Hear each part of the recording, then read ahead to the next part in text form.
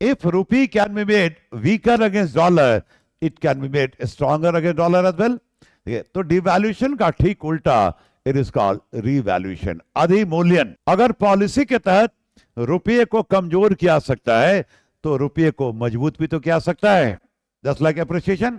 Yes, ये भी option हमारे पास है। अगर आरबीआई चाहे तो आज $1 को $1 के बराबर बना दे। अगर आरबीआई चाहे तो $1 को $10 के बराबर बना दे।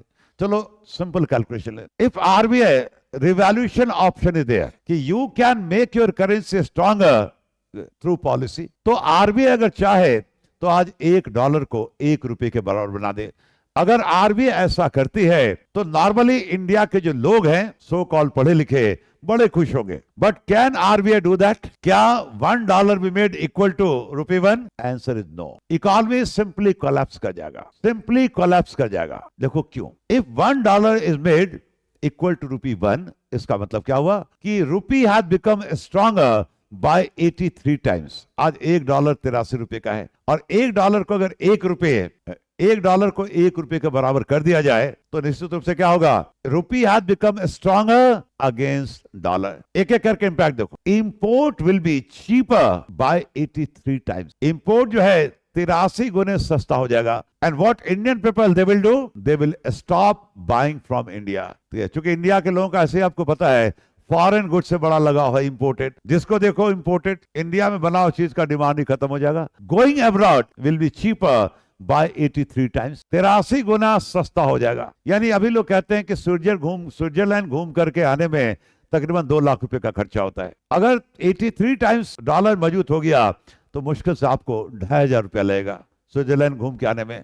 और आप ही कहोगे कि सर सैटरडे वाला क्लास भी ऑफ कर दीजिए, हम 2 दिन यूरोप घूम के आते हैं। तो going abroad will be very very cheaper. तो इंडिया मुझे तो नहीं लगता है कि वीकेंड में या कोई रुकेगा, सब लोग बाहर जाएंगे। एक्सपोर्ट का क्या होगा? इसका मतलब export will come to zero. इसका मतलब ये हुआ कि Indian goods have become costly by 83 times. यानी भारतीय वस्तु जो है ना 83 टाइम्स महंगी हो गई। Who will buy from India? आप ये नहीं कह सकते हो ये कम हो जाएगा, जीरो हो जाएगा। अरे who will buy from India? No one, because Indian goods have become stronger costly by 83 times. तो इंडिया का export will come to zero. Tourism पे क्या असर पड़ेगा? Visiting India will be costly by 83 times. Bharat घूमना 83 टाइम्स महंगा हो जाएगा। तो क्या फॉर टूरिस्ट इंडिया आएंगे? नहीं, घूमने के लिए बहुत बड़ा वसा जगह। No one will come to India. What about NRI remittances? Will they be coming? कल आपके पिताजी ने $1 लाख भेजा तो आपको मिला इंडिया में 83 लाख रुपीज, 83 लाख रुपया। आज अगर वो $1 लाख भेजेंगे तो आपको मिलेगा सिर्फ $1 लाख रुपया। क्या वो पैसे भेजेंगे? नहीं, वो आपसे कहेंगे आप ही आ जाओ, ज्यादा बेहतर होगा। NRI remittance will come to zero. What about foreign investors? Will they be investing in India? No. तो डॉलर का जो सप्लाई है ना, it will come to zero. Dollar का जो सप्लाई है it will become zero, but demand will be very very high. Reason is import will be damn cheaper, going abroad will be very cheaper.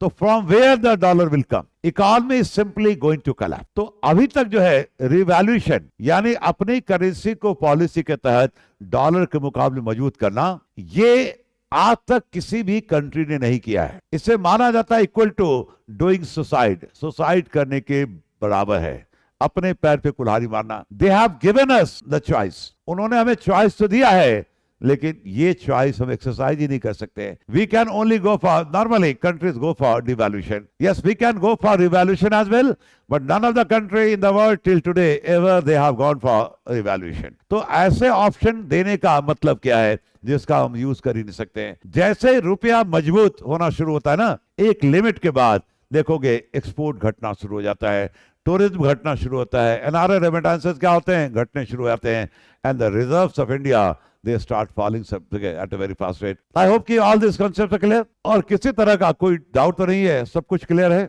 I hope everything is fine. There has to be a clarity, crystal clear जिसको बोलते हैं, और ये और clear तब होगा कि when you start thinking, आप सोचना शुरू करेंगे। Think in your own turn. छोटा छोटा एग्जाम्पल लेके आप चीजों को समझेंगे।